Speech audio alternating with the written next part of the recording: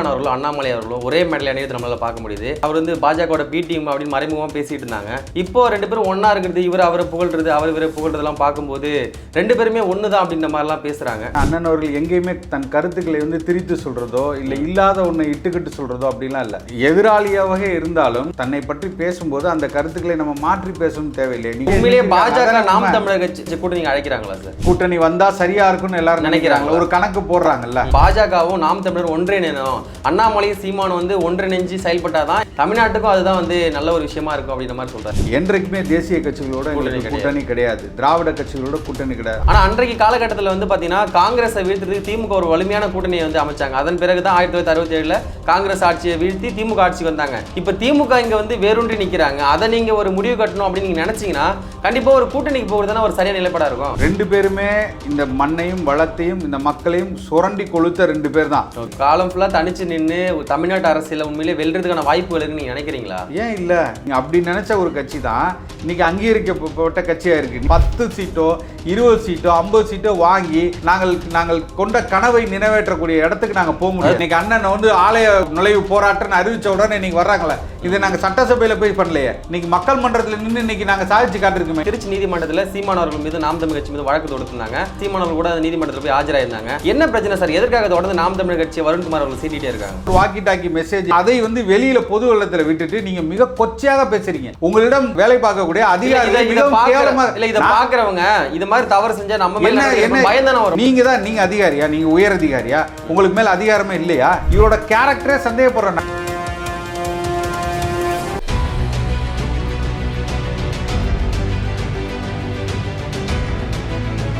Cloud computing மற்றும் டெவாப்ஸில் முழுமையாக தேர்ச்சி பெற ஆர்வம் உள்ளவரா நீங்கள்? இந்தியாவிலேயே முதல் முறையாக இகாஸ் கிளவுட் 1-to-1 மற்றும் குழு முறையிலும் அனுபவம் மிக்க பயிற்சியாளர்களால் ஆன்லைன் வழியாக வகுப்புகளை வழங்குகிறது. தினசரி மற்றும் வாராந்திர பயிற்சி வகுப்புகள் மூலம் கிளவுட் மற்றும் டெவாப்ஸ் சான்றிதழ்களை பெறலாம். மேலும் தொடர்பு கொள்ள www.ecoscloud.com என்ற இணையதளத்தில் பார்வையிடுங்கள். உலகெங்கும் வாழக்கூடிய தமிழ் சொந்தங்கள் அனைவருக்கும் வணக்கம். இன்றைய நேர்காணல் நம்மோடு இணைந்திருப்பவர் நாம் தமிழர் கட்சியின் மாநில ஒருங்கிணைப்பாளர் திரு சசிகுமார் அவர்கள். வணக்கம் சார். வணக்கம். எப்படி இருக்கீங்க? நல்லா இருக்கேன். நீங்கள் எப்படி இருக்கீங்க? நல்லா இருக்கேன் சார். முதலாவது பார்த்தீங்கன்னா நிறைய இடங்களில் பார்த்தீங்கன்னா சீமான் அவர்களோ அண்ணாமலை அவர்களோ ஒரே மேடையில் அணியது நம்மளால் பார்க்க முடியுது. ஏற்கனவே ஒரு ஆடியோ லான்ச்சில் 2 பேரும் இணைஞ்சு பேசியிருந்தாங்க. அதன் பிறகு வந்து ஒரு பேச்சு போட்டியில் SRM கல்லூரியில் இணைஞ்சிருக்காங்க. இது வந்து பார்த்தீங்கன்னா பாஜக கூட சீமான் வந்து கூட்டணி வைக்கிறாரு, அவர் வந்து பாஜகவோட பி டீம் அப்படின்னு மறைமுகமாக பேசிட்டு இருந்தாங்க. இப்போ ரெண்டு பேரும் ஒன்றா இருக்கிறது, இவர் அவரை புகழ்றது, அவர் இவரை புகழ்றதெல்லாம் பார்க்கும்போது ரெண்டு பேருமே ஒன்று தான் அப்படின்ற மாதிரிலாம் பேசுகிறாங்க. இது எப்படி சார் பார்க்குறீங்க? இந்த தமிழக அரசியல் வரலாற்றில் இதுவரைக்கும் இருந்த அரசியல் தலைவர்களும் முற்றிலும் மாறுபட்ட ஒரு தலைவராக அண்ணன் அவர்கள் செயல்படுறாரு தான் உண்மை.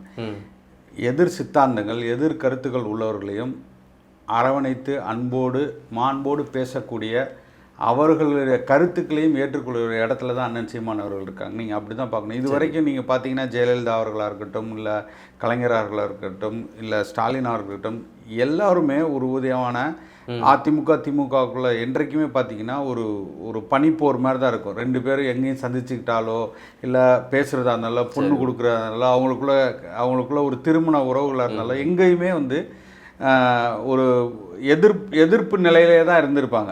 எதிர்ப்பு நிலைன்னா இப்போ நிறைய இடங்கள்ல வந்து மோடி வந்து இன்டர்நேஷனல் புரோக்கர்னே சொல்லியிருக்காங்க சீமான் அவர்கள். ஆனால் சீமான் அண்ணாமலை முன்னாடி பேசும்போது எப்படி பேசுகிறாங்கன்னா, அவர் வந்து நம்ம தாய்மொழி வந்து புகழ்ந்து தான் பேசுகிறாரு.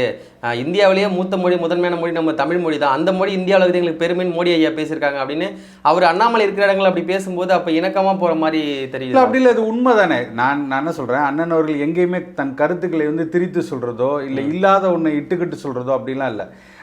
எதிராளியாகவே இருந்தாலும் தன்னை பற்றி பேசும்போது அந்த கருத்துக்களை நம்ம மாற்றி பேசணும் தேவையில்லை. நீங்கள் இப்படி யோசிச்சு பாருங்கள், முற்றிலுமாக தமிழ் இனத்துக்கு சம்மந்தம் இல்லாமல் ஒரு கட்சி தான் பாஜக கட்சியினர். ஆனால் இதுவரைக்கும் நீங்கள் காங்கிரஸை எடுத்துக்கோங்க, இல்லை கலைஞர் அவர்கள் இருந்த திமுக எடுத்துங்க, அதிமுக இருக்கு, தமிழ் மொழியை ஒரு பிரதமராக இருந்து இந்த அளவுக்கு பேசினதை நீங்கள் மறுத்து பேச முடியாதுல்ல. நாங்கள் வந்து அவர்கள் கட்சியின் கோட்பாடோ கொள்கையிலையோ எதையுமே நாங்கள் ஆதரித்து பேசவில்லை. அவர்களுடைய நிலைப்பாடு என்னைக்குமே மாறுபடுறோம். நீங்கள் அவர்கள் சிறுபான்மையருக்கு எதிரானவர்கள் அப்படிங்கிறதுலேருந்து எங்களுக்கு எந்த ஒரு மாற்று கருத்துமே கிடையாது. மனித குலத்தின் எதிரியாக நாங்கள் பாஜக பார்ப்பதில் எந்த மாற்று கருத்தும் இல்லை. ஆனால் அந்த மேடையில் வந்து SRM கல்லூரி ஓனர் வந்து அவர் பேசும்போது எப்படி பேசுறாருன்னா, பாஜகவும் நாம் தமிழர் ஒன்றிணையணும், அண்ணாமலையும் சீமானும் வந்து ஒன்றிணைஞ்சு செயல்பட்டாதான் எனக்கு சந்தோஷம், மிக்க மகிழ்ச்சி, தமிழ்நாட்டுக்கும் அதுதான் வந்து நல்ல ஒரு விஷயமா இருக்கும் அப்படின்ற மாதிரி சொல்றாரு. இல்லை, நான் மறுபடியும் அதான் சொல்கிறேன், எல்லோரோட விருப்பமும் அதுவாக கூட இருக்கலாம். ஆனால் கட்சியின் நிலைப்பாடு,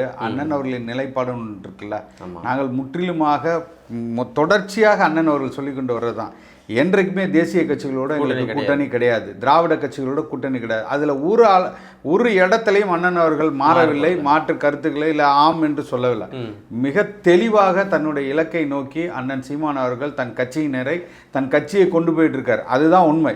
அப்போ இந்த மாதிரி ஒரு டிமாண்ட் கிரியேட் ஆகும்போது, நீங்கள் ஒரு காலத்தில் என்ன சொன்னாங்கன்னா, இதெல்லாம் ஒரு கட்சியா, இந்த கட்சியிலலாம் யாராவது கூட்டணி வைப்பார்களா, இவர்களுக்கெல்லாம் சீட்டு கிடைக்குமா, இப்படிலாம் பேசினவர்கள் கூட்டணி கூப்பிடுறாங்களா? இன்னைக்கு தேசிய கட்சியிலே கூட்டணிக்கு கூப்பிடுறான்னு பேசுற அளவுக்கு கொண்டு வந்து உண்மையிலேயே பாஜக நாம் தமிழர் கட்சி கூட்டணி அழைக்கிறாங்களா சார்? கூட்டணி வந்தா சரியா இருக்கும்னு எல்லாரும் நினைக்கிறாங்க, ஒரு கணக்கு போடுறாங்கல்ல, அது நடக்குது இல்லை. அப்ப எதற்காக அந்த கணக்கை போடுறாங்க?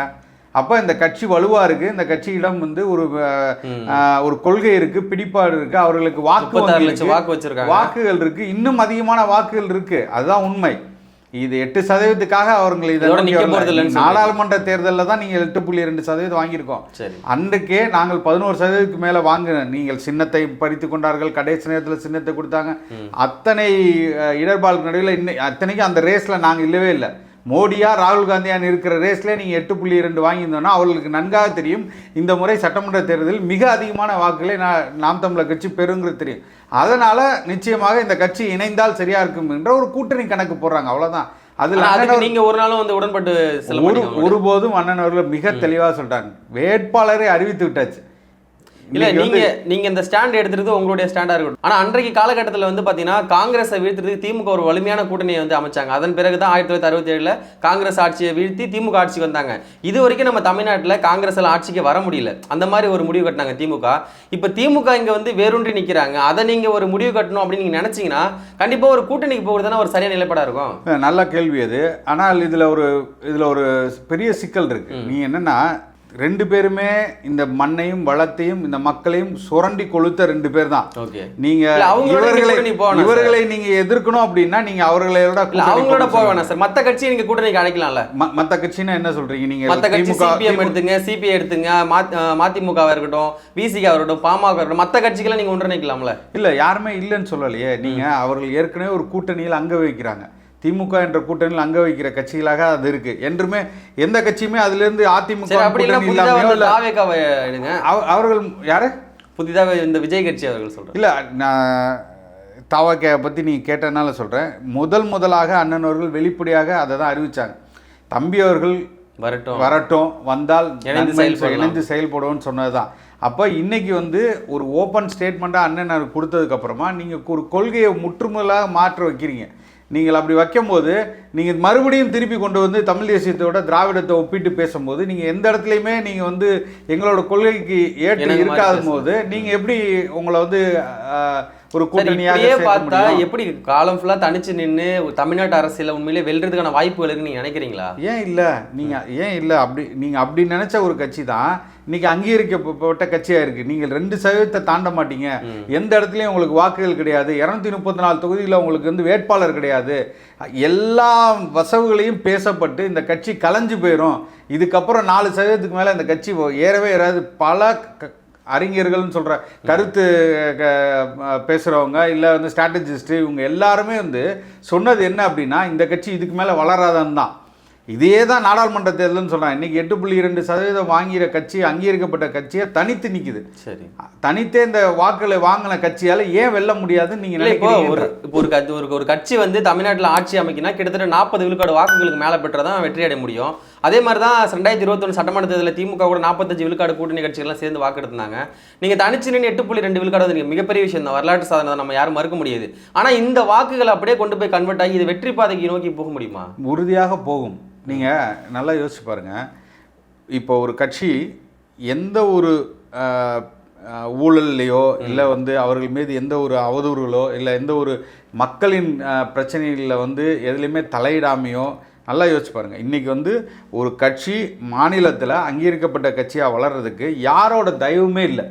நீங்கள் ஒன்று அதிமுகவோட கூட்டணி வைக்கணும் இல்லை, இதே விடுதலை சிறுத்தைகள் பல முறை அதிமுகவோட கூட்டணி வச்சுருக்காங்க, திமுகவோட கூட்டணி வச்சுருக்காங்க. இவ்வளோ செஞ்சு தான் இத்தனை ஆண்டுகள் கழித்து இன்றைக்கி அவர்கள் வந்து அங்கீகரிக்கப்பட்ட கட்சியாக வளர்ந்து நிற்கிறாங்க. அப்படியாப்பட்ட விடுதலை சிறுத்தைகளே இன்னைக்கு 234 தொகுதியில் ஒட்டுமொத்தமாக அவர்களுக்கான வாக்குகள் கிடையாது.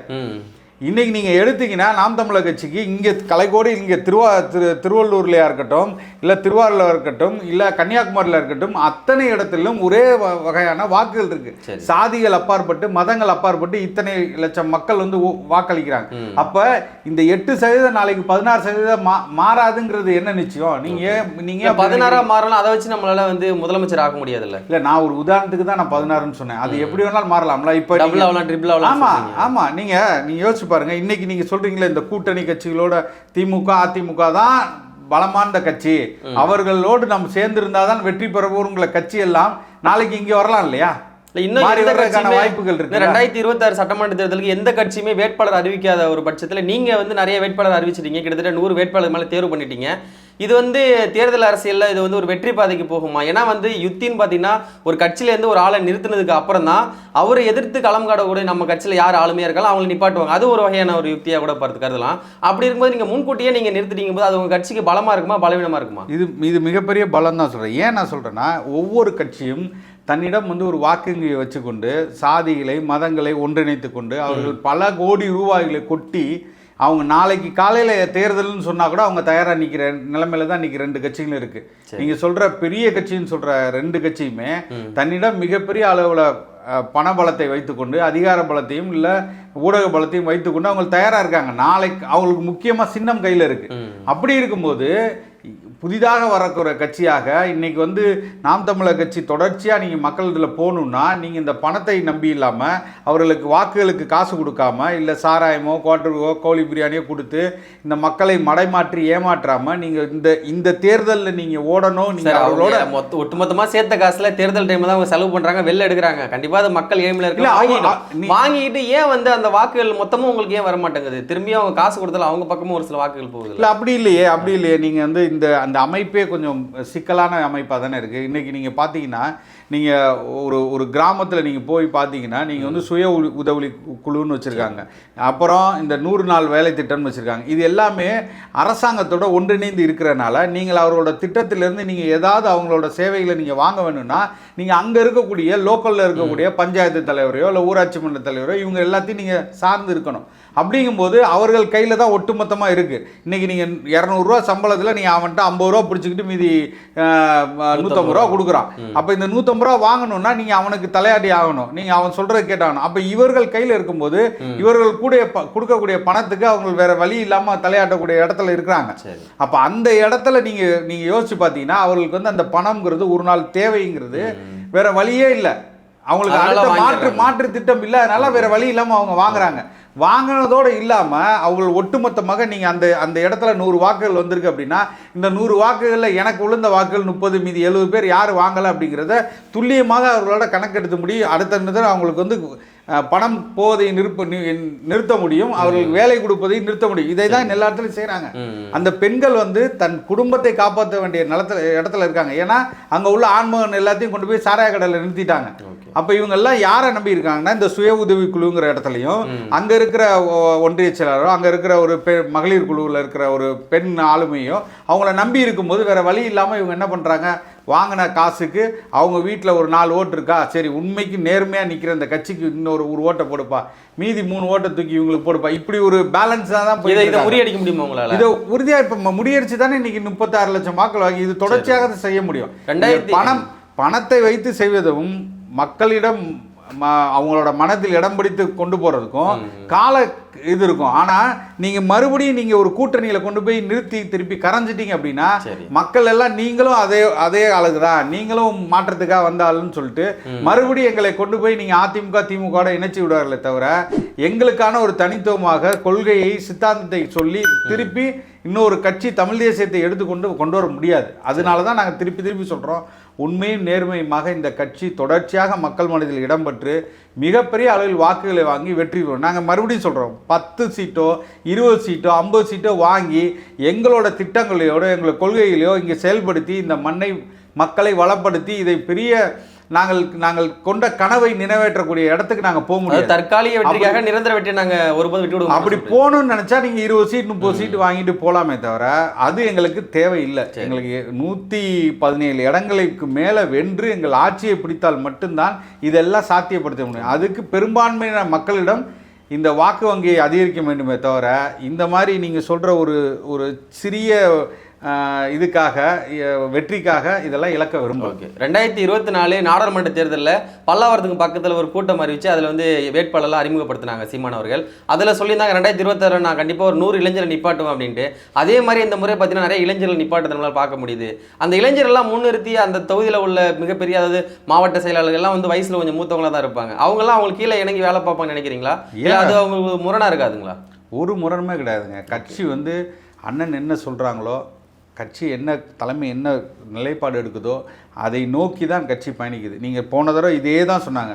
நாடாளுமன்ற தேர்தல் நடக்கும்போது எல்லா மருத்துவர்களை கொண்டு வந்து நிறுத்துறாங்க, அதிகமான மருத்துவர்களை கொண்டு வந்து நிறுத்துறாங்க.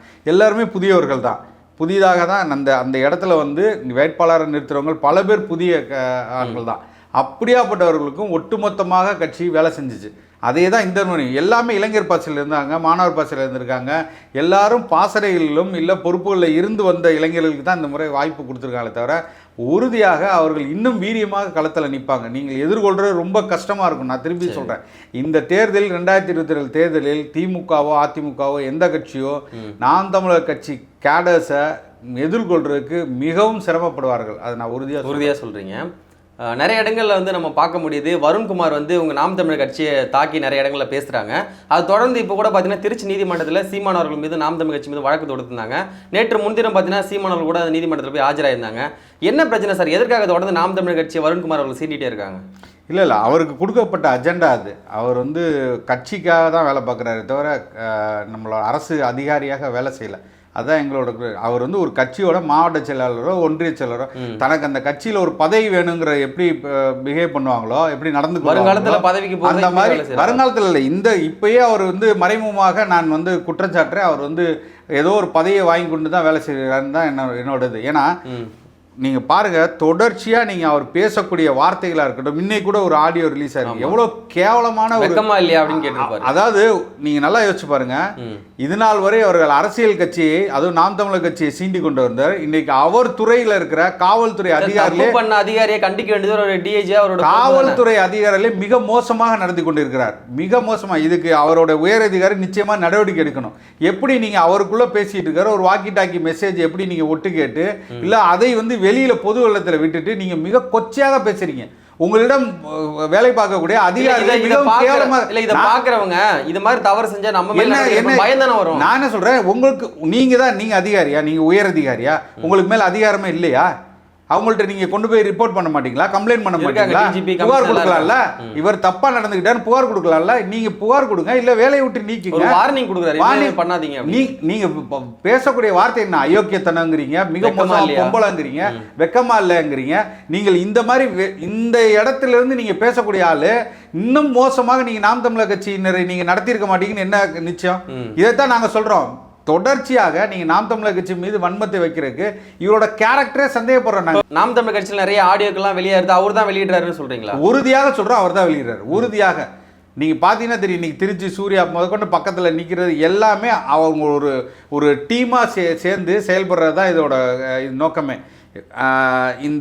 இந்த பெண்ணை பத்தி அவர் பேசுறாரு இல்லையா? நான் என்ன சொல்றேன், இந்த வருண்குமார் அவர்கள் நாம் தமிழர் கட்சியினர் வந்து மிக மோசமாக சோசியல் மீடியா நடந்து கொண்டாங்கன்ட்டு கூட்டு போய் வச்சு அவர்களிடம் மிக கேவலமாகவும் கொச்சையாகவும் இவர் பேசியது காணொலி வந்ததா இல்லையா?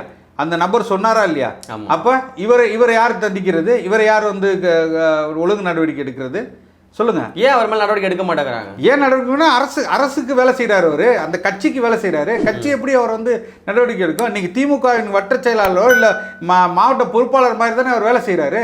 இன்னைக்கு அவர்களுக்கு அவர் மேல் பல வழக்குகள் இருக்குங்க, அவர் மேல் பல பிரச்சனைகள் இருக்கு. இன்னைக்கு காவல்துறை அதிகாரிகளே, நான் திருப்பியும் சொல்றேன், அங்கு இருக்கக்கூடிய காவல் அதிகாரிகளே இவர் மீது மிகவும் கோபமா இருக்காங்க. அவர் மீது வந்து ரொம்ப அதிருப்தியில் தான் இருக்காங்க. நீங்கள் எந்த ஸ்டேஷனில் போய் பேசுங்க, இவர் மீது ஒரு நன்மதிப்பே கிடையாது. இவரை பற்றியான தவறான இவரோட கேரக்டரை பற்றி ரொம்ப மோசமாக தான் சொல்கிறாங்க.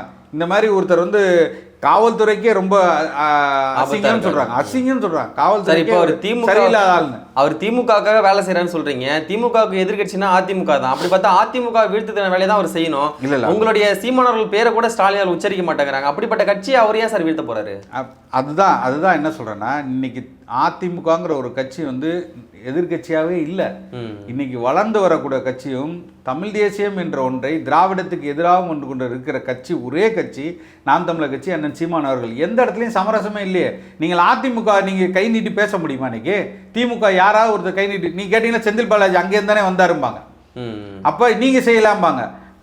நீங்கள் வந்து இன்னைக்கு அண்ணா யூனிவர்சிட்டி பிரச்சனை எடுத்தீங்கன்னா இன்னைக்கு பொள்ளாச்சி பிரச்சனையை அவங்க எடுப்பாங்க.